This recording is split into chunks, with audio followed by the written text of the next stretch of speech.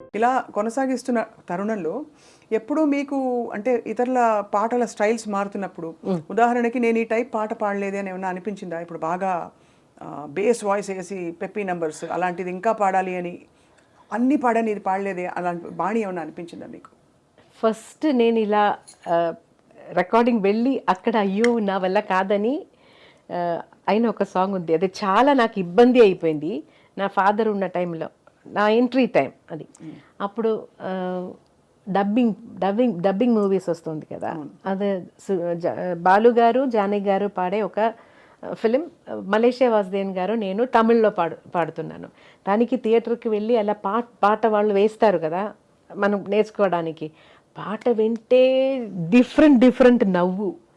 Mail line ఒక line పాడితే జానకి గారు నవ్వు, అదన్నీ ఒక్కొక్క నవ్వు డిఫరెంట్. అయ్యో నాకు ఆ టైంలో నవ్వంటే ఫేస్లో వస్తుంది, శబ్దంలో రాదు.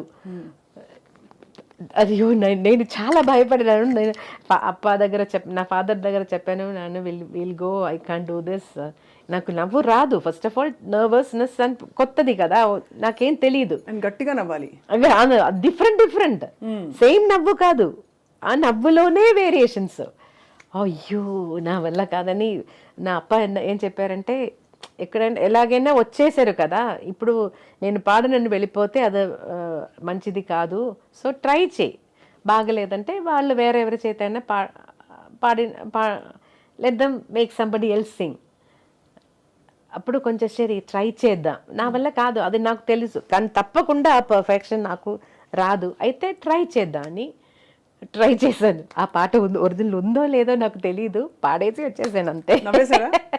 ఏదో సేమ్ నవ్వు వచ్చింది, డిఫరెంట్ నవ్వు రాలేదు. నిజంగానే మీరు చెప్తుంటే నవ్వింది మల్లె చెండు ఆ పాట వింటారు మీరు, జానకి గారి పాట. నవ్వింది మల్లె చెండు, నచ్చింది గర్ల్ ఫ్రెండ్, గట్టిగా నవ్వులు వస్తాయి. ఆ పాట ఏమో తెలీదు. అదే లేకపోతే సిరిమల్లె పువ్వులే నవ్వు, అదే అది కూడా సిరి చిన్నారి. పల్లవిలో లైన్సే లేదు, నవ్వు మాత్రం. మేబీ చరణంలో లైన్స్ ఉన్నాయి, పల్లవి మొత్తం నవ్వు. అది మీకు మోస్ట్ ఛాలెంజింగ్ అనిపించింది? అదే ఇలా టిక్లు చేస్తారు అప్పుడు. చిన్నగా స్టార్ట్ అయ్యి పెద్దగా అయిపోయింది. అయ్యో జానకి గారు నా వల్ల కాదు, అయ్యో ఎలా చేశారో అమ్మ, అయ్యో. జానకి గారు ఆ పాట మీరు వినే ఉంటారు కదా, కన్నడ 2 రాగాలు అభోగి తోడి కలిసి వస్తాయి, శివశంకరి. నాలిగే తోరు శివనను చరిసద దేవరయ. వినరా? కాంపిటీషన్స్ లో పిల్లలు పాడతారు, పాడేవారు, నేను పాడలేదు, పిల్లలు పాడుతున్నారు. అది విన్నా, దానికోసం మనం తయారవ్వాలి కదా, సో అప్పుడు విన్నాను. అంటే నేను నేర్చుకోలేదు. Very difficult song, very difficult. అలా మీకు అంటే శరత్ గారు పాట పాడితే ఇంక అసలు ఒక విధంగా సంగీతాన్ని జయించినట్టే. ఎందుకంటే అంత కష్టమైన పాట మీరు పాడేశాక ఇవన్నీ అట్లీస్ట్ ఒక మీటర్లో సాగుతాయి, అక్కడైతే అర్థం కాని కష్టమైన పాటలు ఎలా పాడతారో మీరు అని అందరూ ఆశ్చర్యపోతుంటారు. అంటే చాలా గంటలు మీకు అవలీలగా ఇలా టేక్ ఆర్టిస్ట్ మీరు చిత్రగారు అని కూడా అంటారు. అదేం కాదు, రిహార్సల్స్ కావాలి, తప్పకుండా రిహార్సల్స్ చేసి రికార్డ్ చేస్తాను. అయితే అప్పుడు అన్ని లైవ్ రికార్డింగ్ కాబట్టి ఏదైనా చిన్న మిస్టేక్ వస్తే కూడా అది అలాగే వెళ్ళిపోతుంది.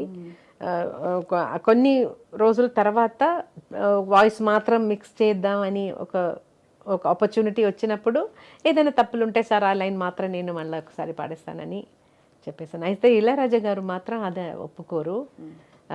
లైవ్లో పాడేశారు కదా, నేను కరెక్షన్స్ అడిగాను. అప్పుడు ఇప్పుడు ఇలా let it be like this, but ఫ్యూచర్లో మళ్ళీ పాడుతున్నప్పుడు ఇలాంటి మిస్టేక్స్ రాకుండా చూడు అని చెప్పేస్తారు. అప్పుడు బాధ లేదా? బాధ కాదు, అదన్నీ అడ్వైసెస్ కదా.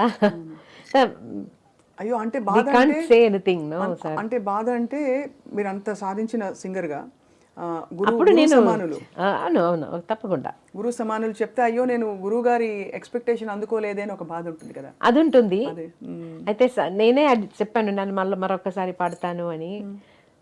వదిలే ఇది ఇలాగే let it be like this, will do it next సాంగ్లో అలా